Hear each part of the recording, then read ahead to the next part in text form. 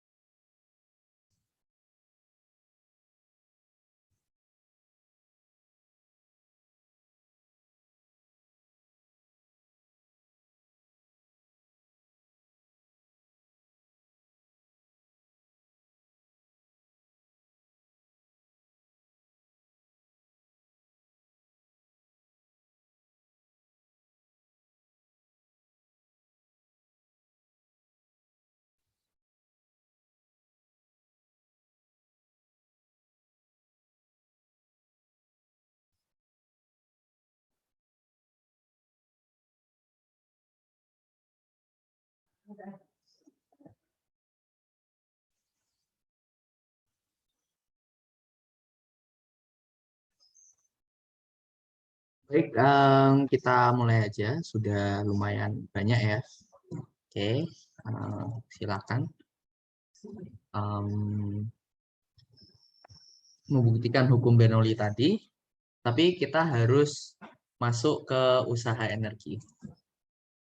Oke, ini topik baru, usaha dan energi. Untuk materinya akan diberikan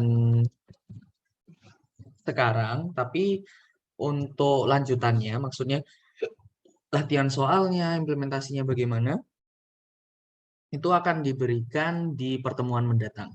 Karena waktunya cuma 1 jam ya. Aku takutnya kalau misalnya ini 2 jam bisa-bisa aja. Cuma kan ada yang puasa ya di antara kita. Jadi biar juga bisa berbuka karena momennya kan setahun sekali ya. Ya, tidak apa-apa lah seperti itu. Oke, kita lanjutkan teman-teman untuk usaha energi gitu ya. Jadi di dinamika kita sudah belajar bagaimana menyelesaikan atau memprediksi gerakan benda seperti itu ya dengan menggunakan hukum Newton dan besaran-besaran vektor, gaya dan lain sebagainya. Nah, dalam meninjau gerakan benda menggunakan hukum Newton gitu ya, itu kita menemui masalah.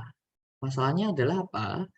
Hukum Newton ini merupakan besaran vektor, sehingga kita harus memikirkan arah gerak dari benda. Nah, untuk gerakan yang sederhana, tidak terlalu ya rumit sedikit, kita masih bisa gitu ya, memperkirakan, oh kira-kira bendanya akan bergerak seperti ini.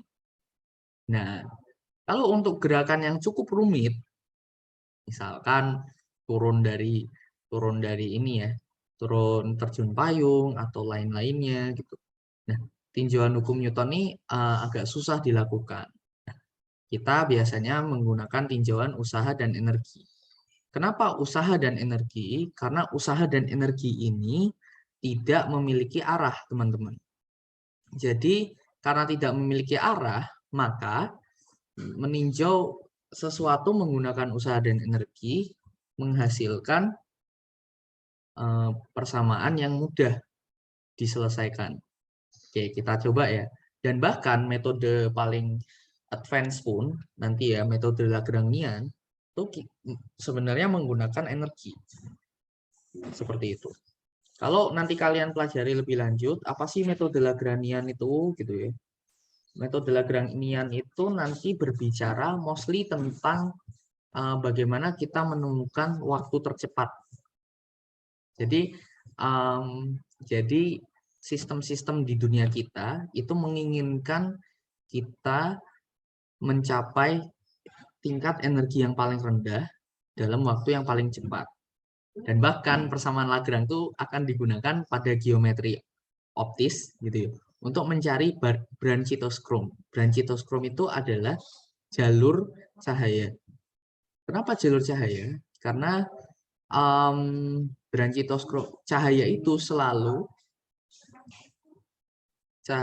selalu mencari lintasan dengan waktu yang paling cepat. Iya. Cahaya itu selalu mencari lintasan dengan waktu yang paling cepat. Itulah kenapa kalau dia menemui medium yang berbeda, dia belok. Gitu. Sama, benda di kita, benda secara umum juga seperti itu. Dia mencari lintasan tercepat untuk mencapai energi yang paling rendah. Oke. Seperti itu. Itu sedikit tentang Lagrange. Baik, kita kembali ke topik ya, usaha energi. Kita pelajari dulu apa itu usaha. Oke, usaha adalah gaya didotkan dengan perpindahan. Ini adalah bentuk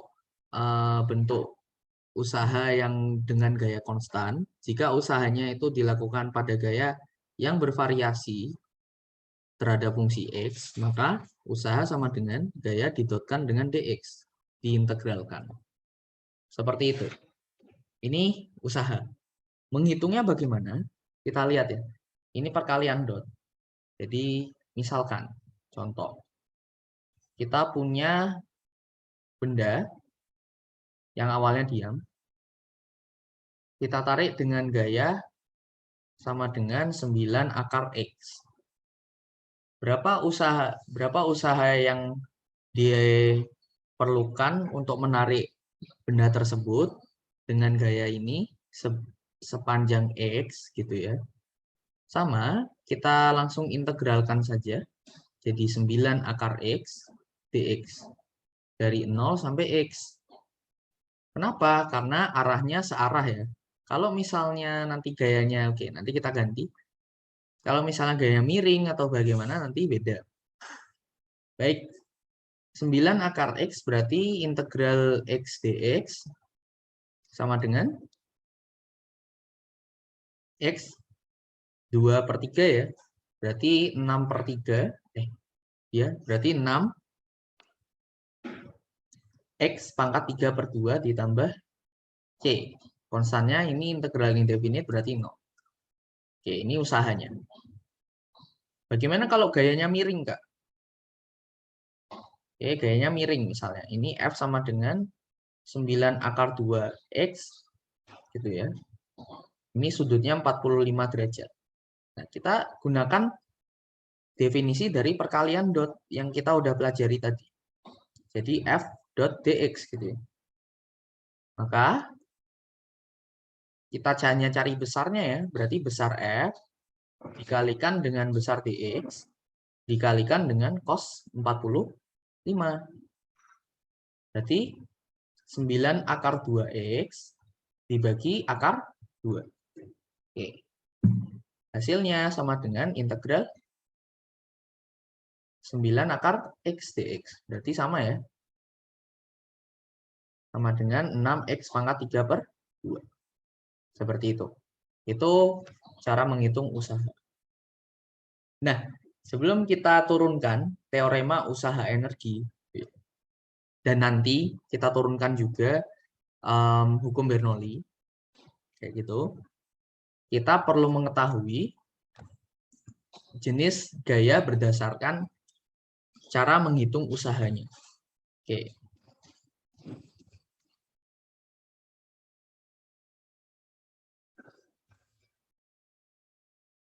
Oke, ini ada gaya konservatif dan gaya non-konservatif. Bedanya apa ya?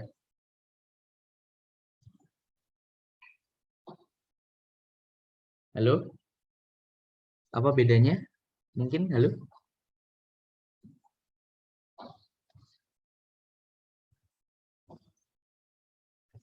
Halo?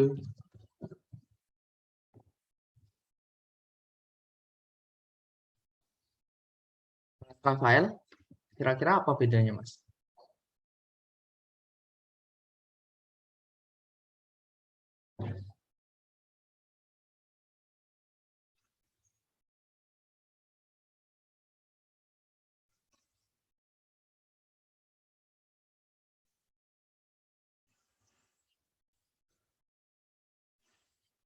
Oke, ini udah ada yang ngecat ya. Hanya tergantung perpindahan. Oke. Non-konsentrasi tergantung jarak. Oke. Baik. Sebenarnya sudah benar.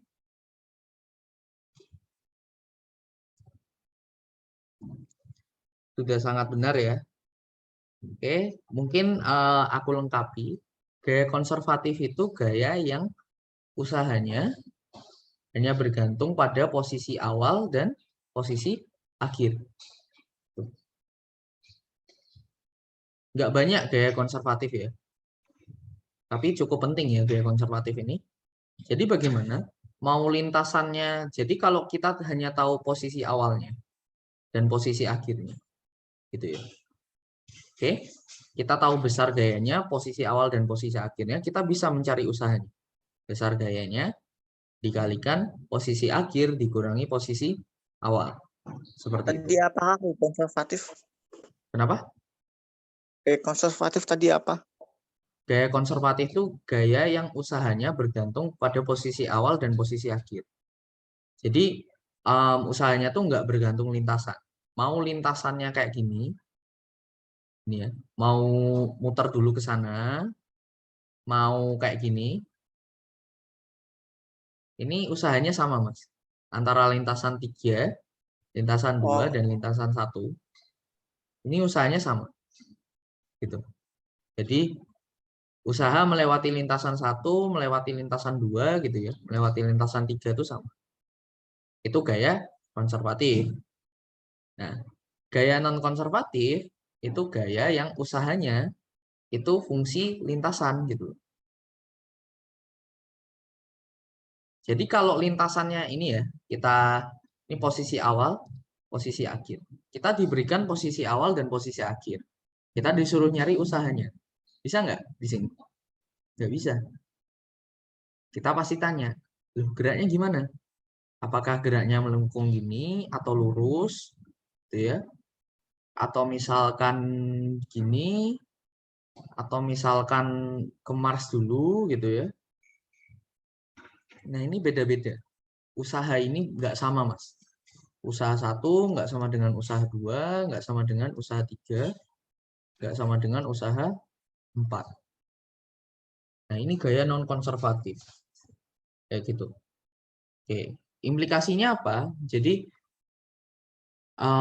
karena bergantung dengan lintasan, tidak hanya bergantung dengan posisi ya. Nah, kita bisa mendefinisikan sesuatu yang kita sebut dengan D energi potensial.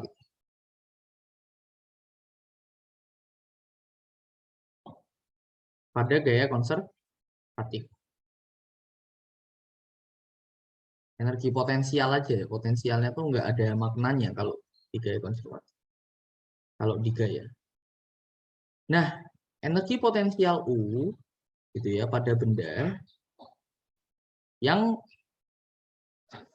terkena gaya konservatif itu nanti akan sama dengan memiliki hubungan dengan gayanya. Jadi gaya konservatif itu sama dengan gradien atau jangan gradien lah ya, turunan D per dr dari U di arah R. Oke, halo. Atau sebenarnya gini teman-teman. Biasanya satu dimensi ya, tapi kalau 3 dimensi kayak gini. D turunan parsial gitu ya. Min D per dx U di arah I topi gitu ya. Ditambah do per do Y U dikurang do per do U per do Y di arah J topi dikurang do U per do Z di arah K topi. Itu. Nah, U sendiri apa tadi? Kenapa? U sendiri apa itu? U itu energi potensial. Oke. Gitu ya. Seru ya?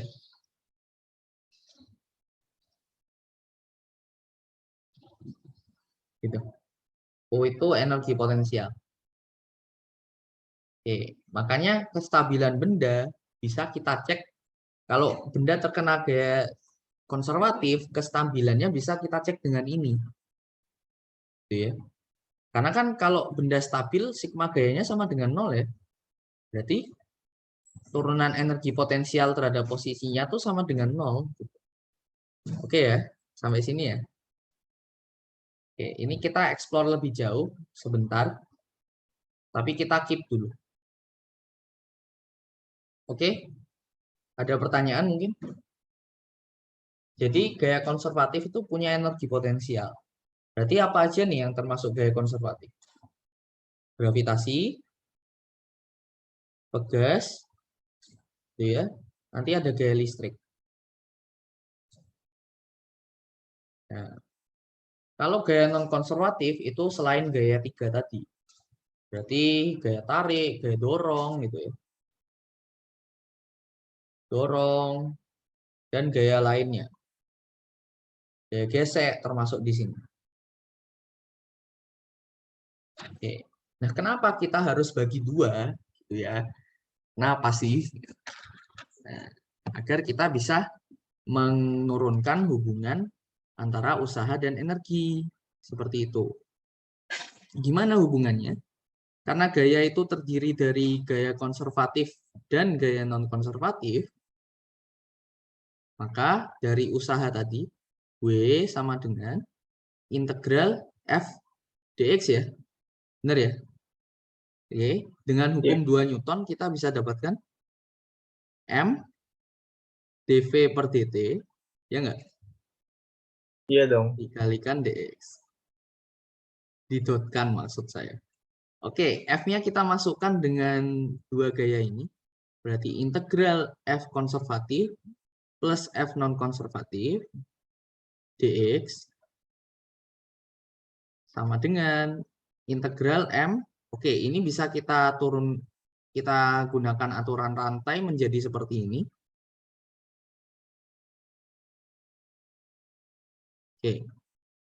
Oke, teman-teman, bisa dipahami ya? Baik, nah ini kita pecah ya. F konservatif dx tambah F non-konservatif dx. Oke, aman? Kita lihat yang ini. Ini berarti sama aja d per dx dari integral M dv v dikalikan dx. Berarti hasilnya ini cuma integral M dv-nya ya. Oke, gaya konservatif tadi sama dengan turunan energi potensial terhadap posisi ya. Karena kita hanya di satu dimensi, ya udah kita urusi satu dimensi aja dulu. Berarti du per dx dot dx gitu ya. Ditambahkan integral f non konservatif dx itu sama dengan ini menjadi integral m pd. Oke. Di sini sama seperti tadi triknya, seperti yang MVDV tadi, jadi tinggal integral DU saja. Oke. Nah, ini kita bisa integralkan. Misalkan di kondisi awalnya ini 0, ini pada X0 gitu ya. Di sini pada P0. Atau ini U0 lah. Ini U final, ini P final, di sini X final. Maka hasil integralnya U final dikurangi U0 gitu ya. Ini negatif ya. Ditambah. Nah, ini tidak bisa kita integralkan sekarang karena dia bergantung dengan lintasan. Jadi kita tuliskan aja. Usaha non konservatif sama dengan ini. M P kuadrat per 2. Dari phi final dikurangi M V0 kuadrat per 2. Oke. Dari sini kita dapatkan usaha non konservatif sama dengan M per 2 P final kuadrat dikurangi V0 kuadrat ditambah U final dikurangi U0. Atau perubahan energi kinetik ditambahkan perubahan energi potensial. Ini adalah teorema usaha energi. Jadi usaha non-konservatif yang diterima benda itu akan selalu sama dengan perubahan energi kinetik dari bendanya, tambahkan perubahan energi potensial dari bendanya. Seperti itu. Mungkin ada yang mau ditanyakan?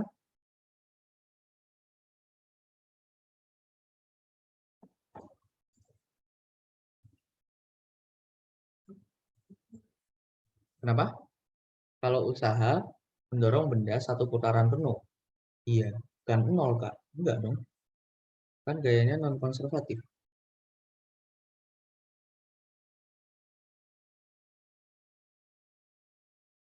Buktinya kamu energinya berkurang kan? Ya enggak?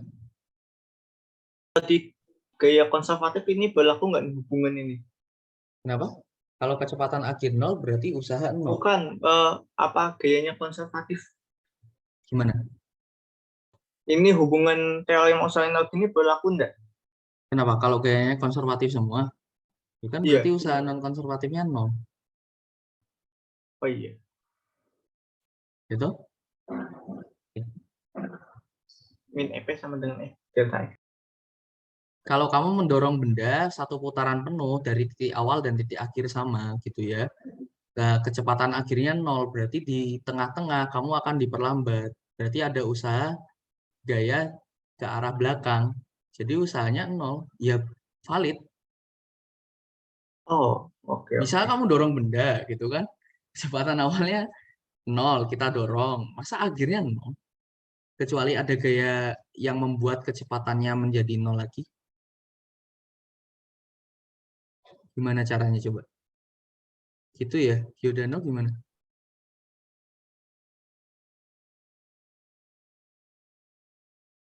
Ini muter.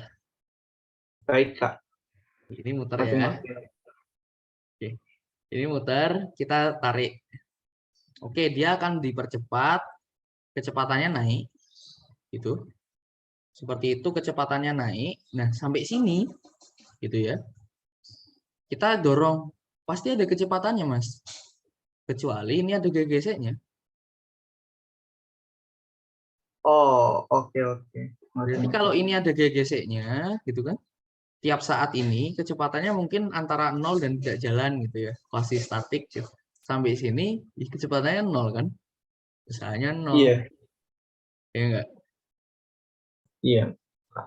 Itu sih. Kalau secara fisiknya gitu kan? Enggak salah. Itu.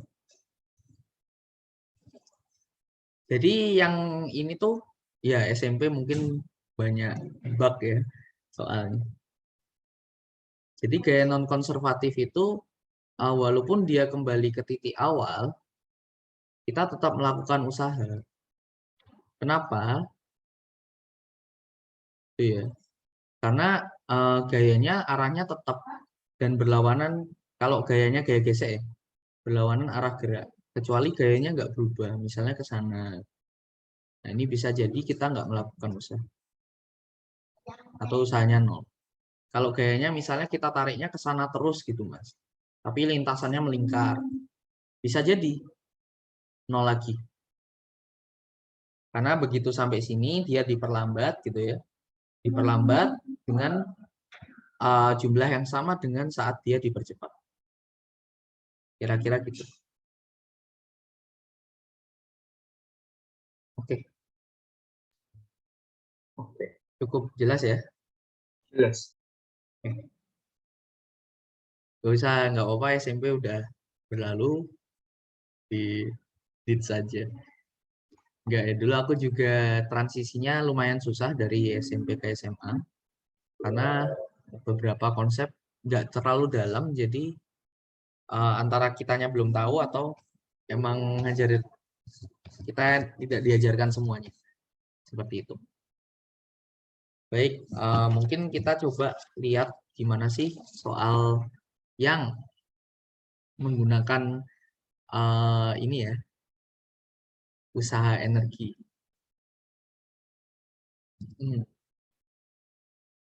Kita lihat beberapa contoh soal.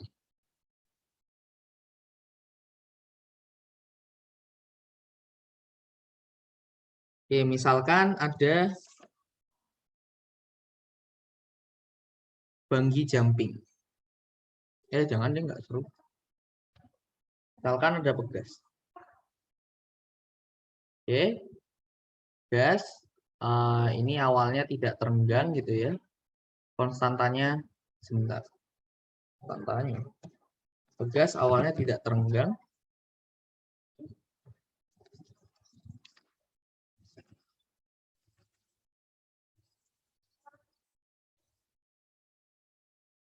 Sebentar. Lupa.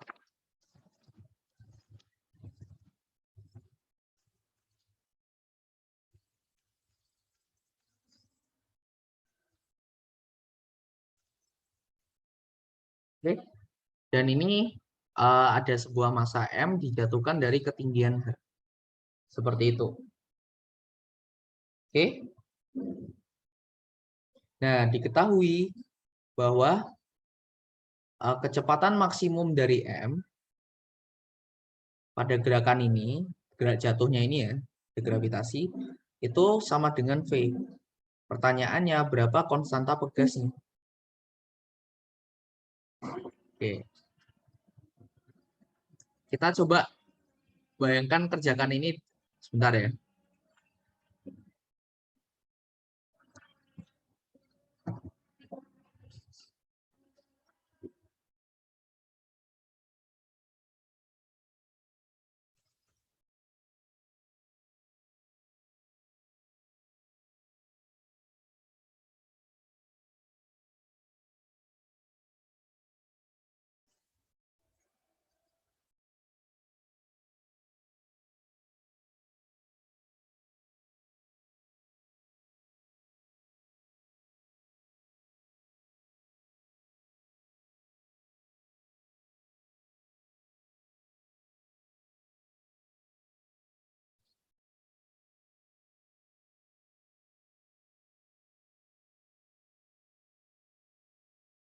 Baik, kita lanjutkan. Oke, ini gimana ngerjakannya, Mas? Ada yang bisa mungkin? Aku tahu ini yang jago-jago udah bisa ini. Ya toh, Mas Giordano? Enggak ya? Kalau energi itu. Pakai energi gimana? Kapan kecepatan maksimumnya? Coba bayangkan kita pakai dinamika ya. Kita tinjau, cari percepatannya dulu gitu kan. Oh, cari titik maksimumnya. Percepatan fungsi waktu, kecepatan fungsi waktunya kita cari, nanti cari titik maksimumnya, turunannya sama dengan 0. Wah, ribet ya. Ya nggak? Iya. Gimana nih? Kapan sih titik kecepatan maksimum? Kalau gerakan pada pegas? Oke, mungkin kita refer ke gerak kalau pegasnya datar dulu ya. Misalkan pegasnya datar. Oke. Arah gaya pegas itu kan selalu melawan simpangannya ya Mas ya? Ya enggak? Jadi misalkan Iya. ini di simpangan terjauh gitu kan. Saat di simpangan terjauh, obviously kecepatannya 0. Ya enggak? Dia Iya dong. ditarik dengan percepatan maksimum kan gitu. Nah, kapan dia akan dipercepat? Sampai kapan benda ini akan dipercepat? Sampai mencapai titik setimbang. titik setimbang ya. Iya benar. Iya, iya, iya. Enggak, ini jadwal, Mbak. Waduh, ini kacau ini. Ini jadwal kok, penggantinya belum ada. Nanti di belakang aja.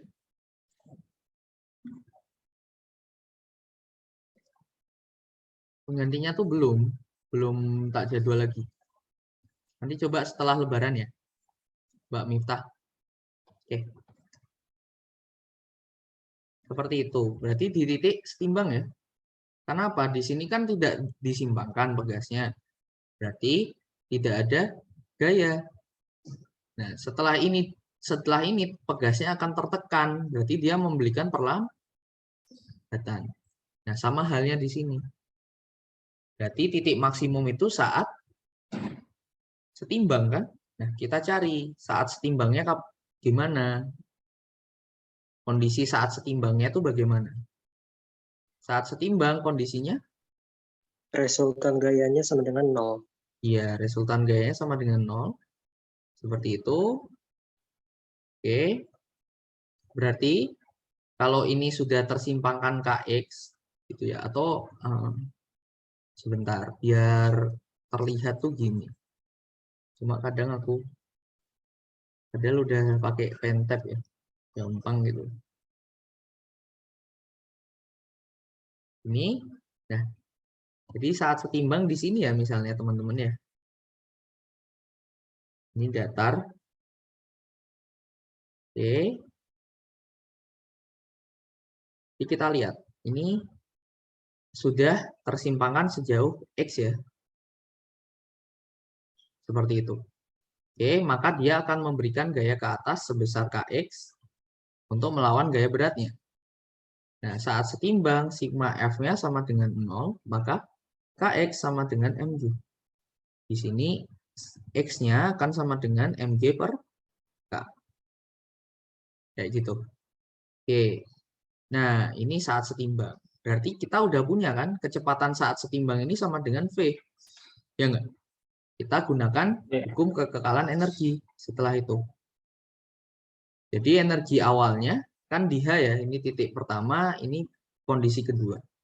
Energi di kondisi pertama sama dengan energi di kondisi kedua. Pertama di kondisinya seperti itu. Kedua di sini. Nah, ini catatannya. Kalau kita menggunakan energi potensial, di sini kan ada energi potensial ya nanti. Aslinya tuh seperti ini. Aslinya ya, segini. Jadi usaha non-konservatif sama dengan perubahan energi kinetik ditambah perubahan energi potensial. Gitu kan? Ininya kan 0. Berarti energi kinetik 1 ditambah energi potensial 1 sama dengan energi kinetik 2 tambah energi potensial 2. Oke, energi kinetik satunya 0. Energi potensial satunya, nah, kita lihat. Karena kita berurusan dengan energi potensial gravitasi, pilihlah titik 0-nya. Di sini aku pilih titik 0-nya di bawah. Oke, maka ketinggian awalnya kan mg h plus x ya. Ya kan? Oke. Iya dong. Nah, ketinggian akhirnya 0. Tapi pegasnya tersimpangkan, jadi punya energi potensial. Energi kinetik akhirnya setengah mv kuadrat. Oke, nah dari sini kita substitusikan nilai X-nya. Berarti MGH ditambah M kuadrat G kuadrat dibagi K sama dengan M kuadrat G kuadrat dibagi K dikali 2 tambah setengah MP kuadrat. Oke. Jadi M kuadrat G kuadrat dibagi K dikurangi M kuadrat G kuadrat dibagi 2K sama dengan setengah MV kuadrat dikurangi MG. Maka M kuadrat G kuadrat dibagi 2K sama dengan setengah M V kuadrat dikurangi MG. Di sini M-nya kita coret. 1 ya. Oke. Kita carikannya. Mudah ya.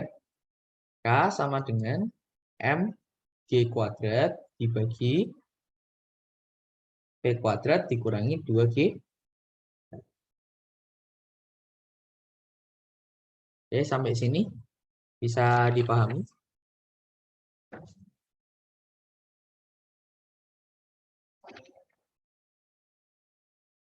Bisa, Kak. Bisa ya? Oke. Baik. Contoh lagi atau enggak? Bosen Kak? Manut, Kak.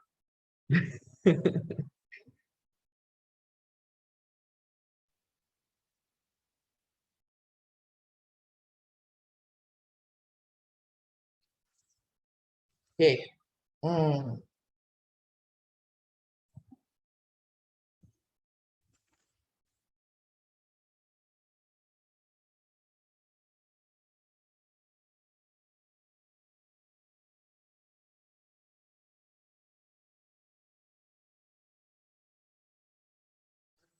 Baik. Melihat waktunya tapi baiklah. Mungkin kita menurunkan hukum Bernoulli aja. Terus kita coba satu soal fluida. Prinsip untuk menurunkan hukum Bernoulli itu masih sama. Usaha energi ya. Oke, mungkin kurang percaya, jadi kita coba. Oke. Siapa tahu kan keluar kan? Nggak tahu juga sih. Dulu keluarnya malah aliran darah dimodelkan listrik ya. Itu sebenarnya pemodelan yang cukup menarik ya. Cukup baik. Oke. Kak. Ya? Enggak deh, nggak jadi. Gimana Mas Kenneth? Enggak jadi. Aku kepikiran yang kayak mobil itu yang bolak-balik tapi energi dari mesinnya itu hilang. Padahal perpindahannya sama dengan 0 gitu loh. Energi dari mesinnya nggak hilang, Mas. Yang mana sih? Di soal apa? Yang bolak-balik gitu loh. Bolak-balik gimana? Lupa sih soal apa. Ini Yang dia kayak berjalan misalnya ke kanan terus balik ke kiri. Perpindahannya kan sama dengan 0. Ya. Tapi katanya energi mesinnya sih berkurang gitu. Ya lah, Mas. Tadi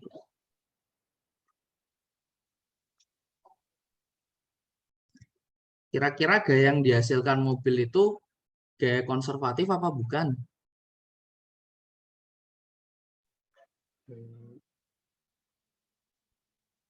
Bukan kan?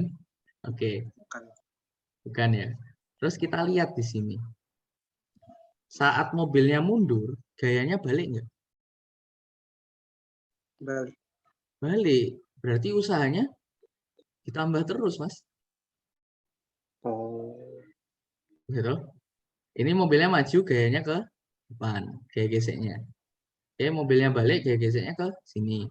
Maju lagi ke sana, ke sana. Usahanya nih plus terus ini. 3 wheel. Bahkan terus nambah ya, pasti hilang lah. Jelas kan?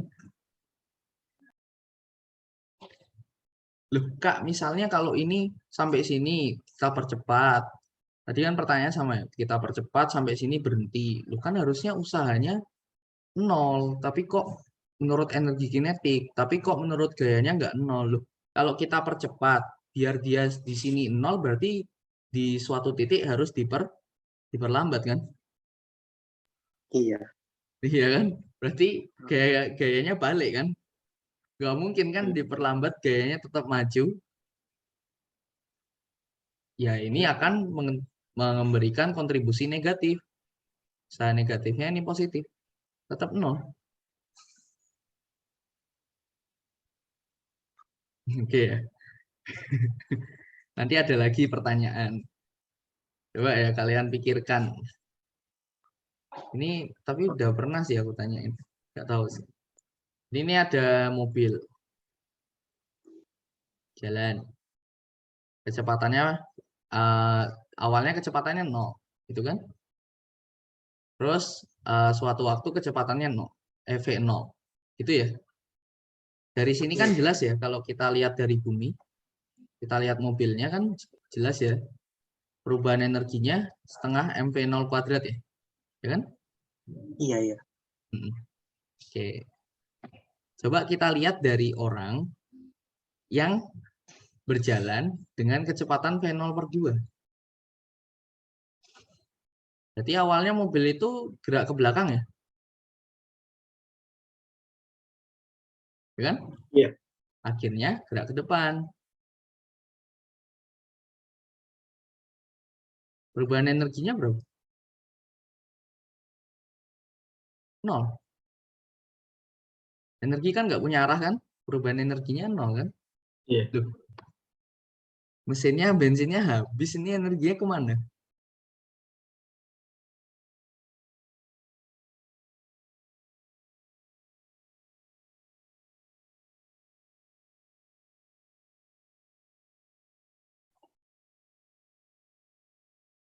Ini kan bensinnya habis nanti mobilnya.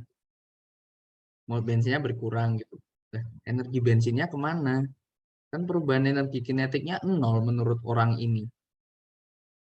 Dan orang ini di kerangka inersial kan, sah-sah aja berarti. Kok bisa 0? Kira-kira kemana energi bensinnya? Momentum? Ya gimana? Masa ke momentum? Enggak ya, energi itu dikonversinya jadi energi bentuk lain. Gitu. Buat ngelakin mesinnya kan butuh energi. Kenapa? Oh iya jelas Ngelakin Mas. mesin. Iya, Hah? jelas. Gerakin mesinnya jelas butuh energi gitu loh. Maksudnya kita meninjau secara gamblang dari luar gini. Of course, gerakin mobil ini butuh energi, jelas banget lah. Gitu loh. Nah, tapi kenapa kalau kita tinjau di kerangka yang berbeda, itu energinya tuh seakan-akan 0. Apa yang salah dengan tinjauan kita gitu? Apakah ada energi yang belum kita atau benda yang ada di sini yang belum kita tinjau energinya gitu?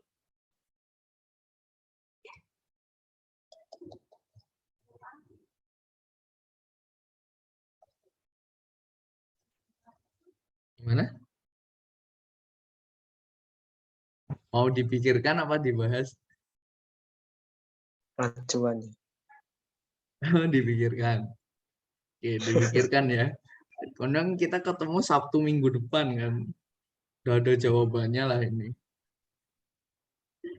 Oke, kita nurunkan hukum Bernoulli biar buka puasanya nggak telat nanti. Nggak, ding. Oke. Oke, ibaratkan di sini fluida memiliki tekanan P1. Di sini memiliki tekanan P2. Gitu ya. Oke. Luas areanya A, di sini dx2. Oke, di sini dx1. Kenapa kok ini lebih panjang? Ya karena jumlah fluidanya yang masuk harus sama dengan yang keluar ya. Di sini V1, di sini V2. Oke. Seperti itu. Nah, sekarang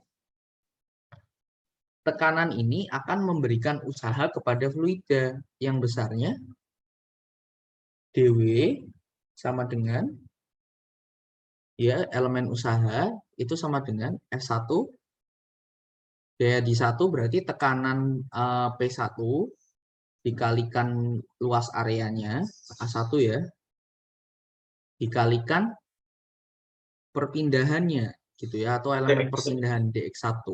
Karena kan dia jalan ya, fluida ini akan jalan. Oke, dikurangi. Usaha dari yang sini kan mendorong balik ya, dia berusaha mendorong fluidanya balik ke awal. Ini P2, A2 dx2. Seperti itu.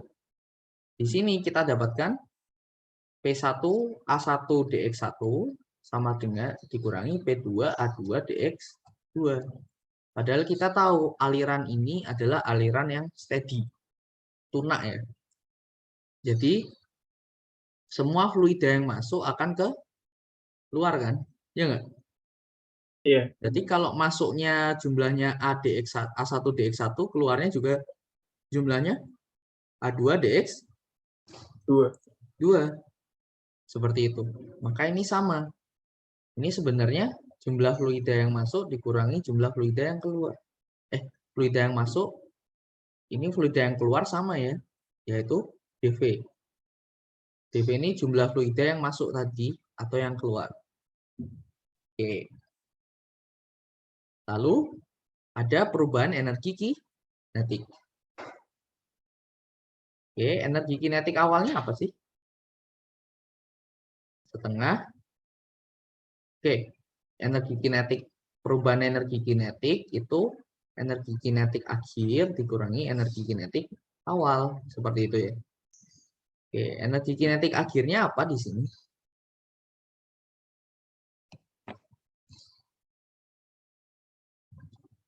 Setengah.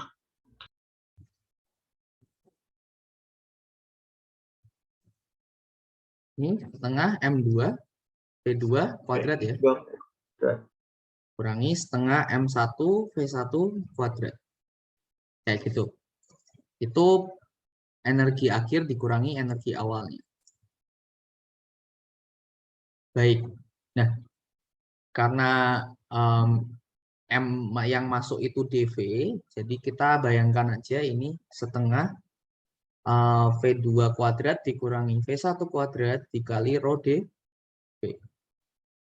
Oke. Sama ada perubahan energi potensialnya, gitu ya. Perubahan energi potensial sama dengan M2 GY2 dikurangi M1 GY1. Oke, di sini sama seperti tadi, berarti rho dV G Y2 min Y1. Seperti itu. Nah, dari sini kita bisa dapatkan dW sama kayak tadi ya, usaha akibat gaya tekanan itu sama dengan perubahan energi kinetik ditambahkan perubahan energi potensial. Berarti P1 min P2 dV sama dengan setengah rho dV P2 kuadrat kurangi V1 kuadrat tambah rho dV G Y2 minus Y1. Ini kita dapatkan P1 min P2 sama dengan setengah rho P2 kuadrat minus V1 kuadrat ditambah rho G Y2 min Y1. Maka P1 plus setengah rho V1 kuadrat tambah rho G Y1. Nggak keluar P2. dV itu. dV ini tuh jumlah fluida yang masuk. Oh, dicoret deh ini. Ya, dV-nya dicoret. Beda sama V ini ya. V ini kecepatan ya. Itulah. Ini jauh fluida tuh antara kecepatan sama volume. Itu ya. Saling sama tandanya. Oke. Ini hukum Bernoulli ya. Benar ya, dari kekekalan energi ya. Iya. Nah, ini berlaku untuk fluida Newtonian dan inviscid. Inviscid itu yang memiliki viskositasnya 0. Seperti itu. Tekanan itu iya, usaha non konservatif. Kan sama aja kayak gaya tekan kan dia. Kayak gitu. Kayak kita nekan fluida gitu. Ya literally nggak nekan. Kalau benda ditekan kan jalan ya, fluida ditekan juga jalan. Tuh.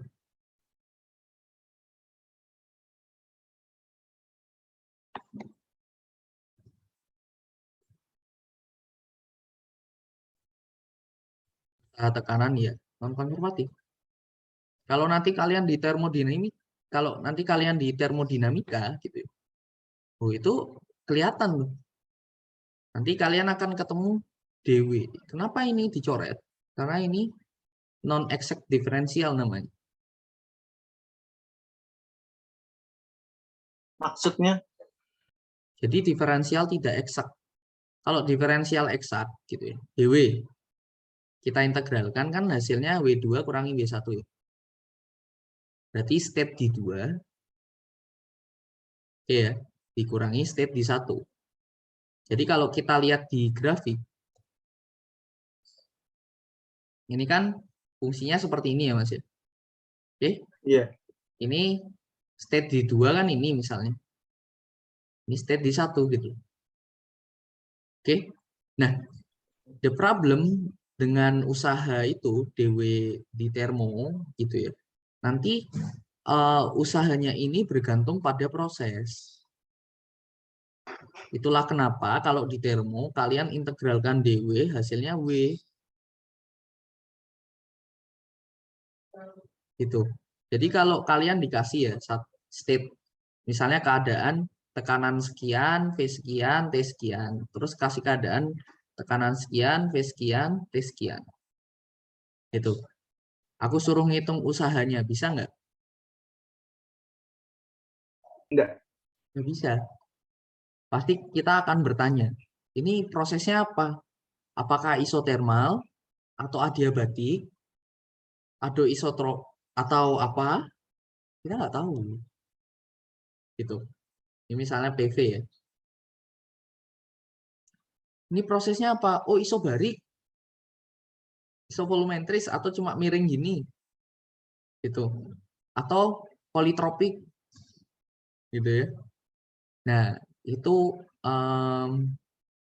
itulah masalahnya. Seperti itu. Hampir semua gaya itu adalah gaya non-konservatif. Seperti itu. Termasuk tekanan fluida.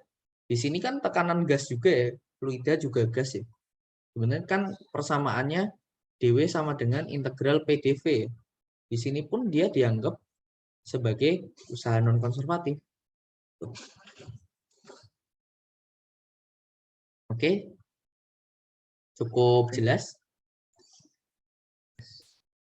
Kita coba sebelum kita tutup untuk hari ini, kita coba cari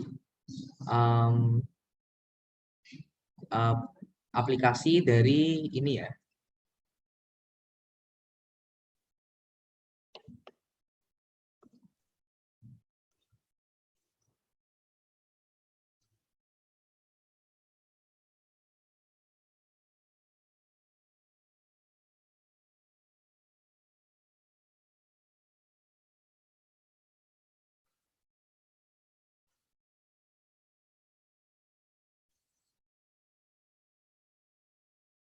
Oke, mana ya yang bagus?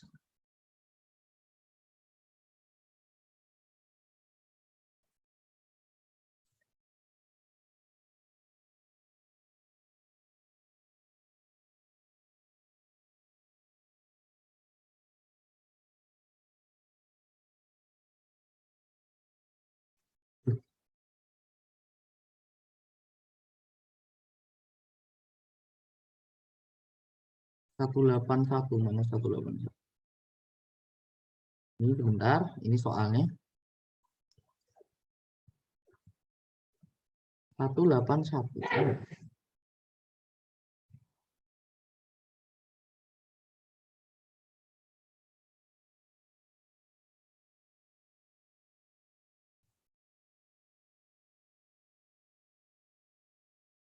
Oke. Nah, jadi ada sebuah tabung gini ya. Dia alirannya laminar seperti itu, tidak ada viskositas, diabaikan. Nah, tinggi tabung beda tinggi di sini, gitu ya. Di sini dan di sini itu delta H.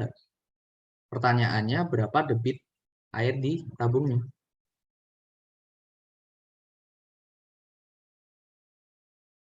Anu kan, sangat itu ya. Gimana? Ada yang punya ide? Ini sebenarnya tinggal menggunakan hukum Bernoulli aja. Beda delta H itu kan menunjukkan beda tekanannya ya. Ya nggak? Iya dong. Heeh. Jadi misalkan fluidanya itu di sini sih fluidanya air. Jadi P1 kurangi P2 di sini sama dengan kira-kira yang lebih tinggi P1 apa P2? Itu aja dulu. P1.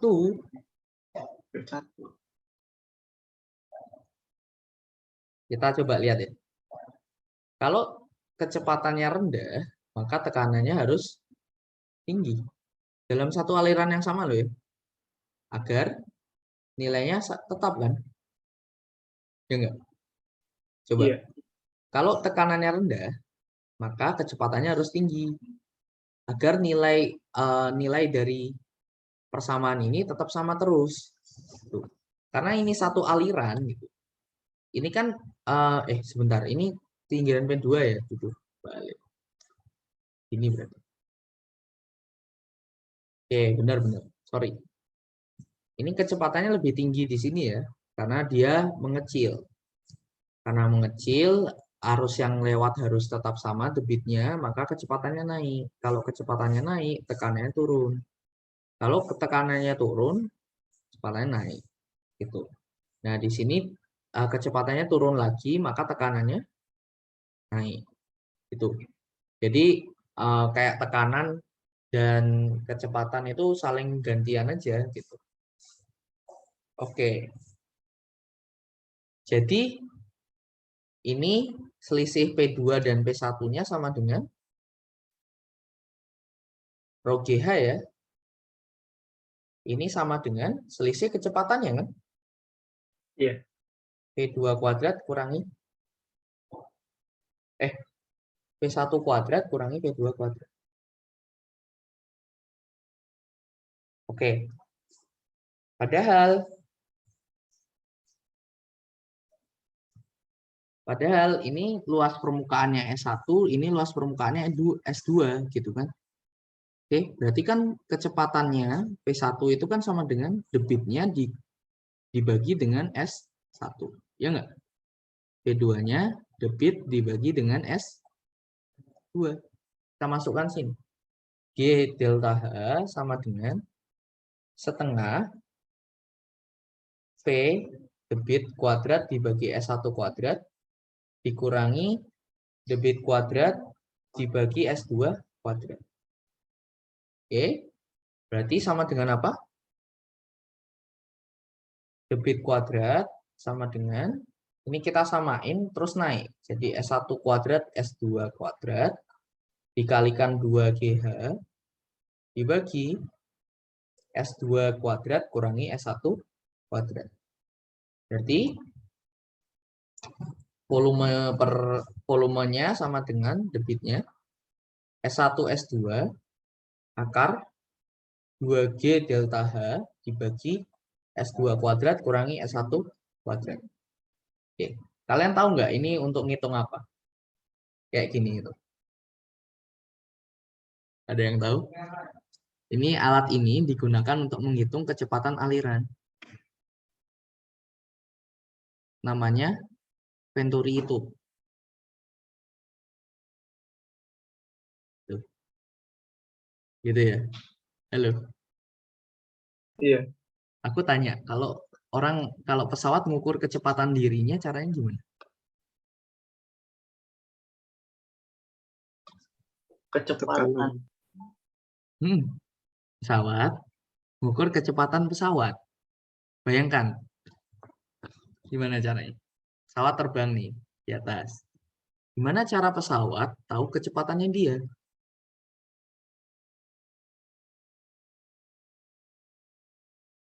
Ada yang punya ide nggak?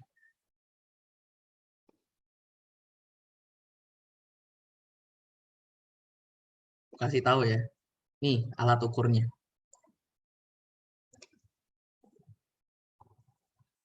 Kira-kira skematik alat ukurnya seperti ini. Ini namanya tabung pitot.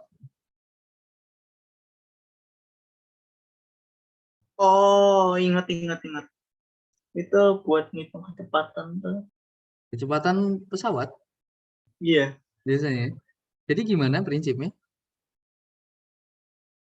Oke,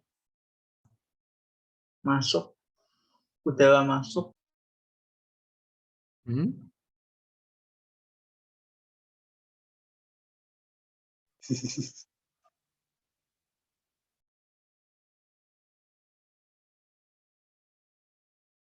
Di sini kan kecepatannya 0 ya.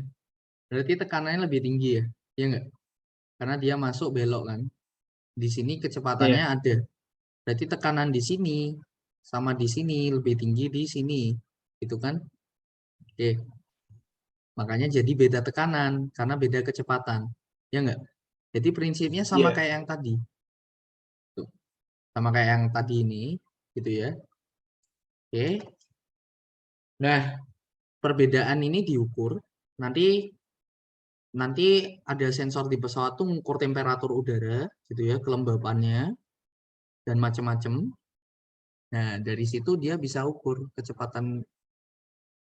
Di sini kita bisa ukur massa jenis udaranya berapa. Nah, dari massa jenis kita bisa ukur ini ya di sini. Berarti ngukur apa nih? Ngukur delta H, perbedaan tekanan ya. Kita lihat tadi. Ini perbedaan tekanan kan? Ini S1, S2-nya nggak kayak gini. Nanti karena V yang di sini 0 gitu ya. Jadi V2-nya 0. Ya kan? Ya, V2-nya 0. Maka ini debit dibagi area satunya. Gitu. Luas areanya ini S. Seperti itu. Maka ini akar 2GH nanti jadinya kira-kira. Kayak gitu. Itu. Jadi dari massa jenis kita bisa dapatkan kecepatannya. Gitu. Ini cara pesawat mengukur kecepatan dirinya. Tuh. Jadi dari situ bisa diukur bilangan Mach-nya berapa. Kira-kira pesawat yang terbang di atas sama yang di bawah, bilangan Mach-nya lebih tinggi yang di atas. Kenapa kira-kira? Gila Yang apa? tahu? Ini pesawat Pesawat terbang di atas sama di bawah. di sini sama dekat tanah. Kecepatannya sama. Kira-kira bilangan Mach-nya tinggi yang mana? Yang di atas apa yang di bawah? Bilangan Mach itu adalah perbandingan kecepatan pesawat dengan kecepatan suara. Jadi bilangan Mach-nya itu tinggi yang di atas, walaupun kecepatannya sama. Karena kecepatan suara di atas lebih rendah. Gitu. Kenapa? Karena temperaturnya lebih rendah. Kira-kira kayak gitu. Oke, mungkin ada yang mau ditanyakan. Fluida ini aku pikir sampai di hukum Bernoulli, gitu ya. Kalau viskositas kebangetan sih nggak nulis di silabus. Kayak gitu. Oke, mungkin ada yang mau ditanyain. Untuk apa OneNote-nya ini yang kemarin sama sekarang nanti bakal dibagiin kan? Iya. Kemarin kan belum sempat dibagi. Iya. Kemarin ya. Apa itu namanya? Mati lampu. Oke, kalau nggak ada, kita cukupkan dulu. Selamat sore semua. Untuk hari Selasa ya, nanti akan ada latihan. Silakan dibuka di Google Classroom-nya di jam tersebut. Nanti sudah otomatis. Kira-kira kayak gitu. Oke, sampai ketemu lagi hari Sabtu depan. Sampai semoga sehat selalu. Selamat untuk yang berpuasa ya. Semoga diberikan banyak kemudahan. Baik, saya pamit dulu. Selamat sore teman-teman. Baik, Kak, terima kasih. Ya, sama-sama. Sore, Kak. Makasih, Kak. Ya, sama-sama. Makasih, Kak. Makasih, Kak. Ye, Makasih, Kak. sama-sama.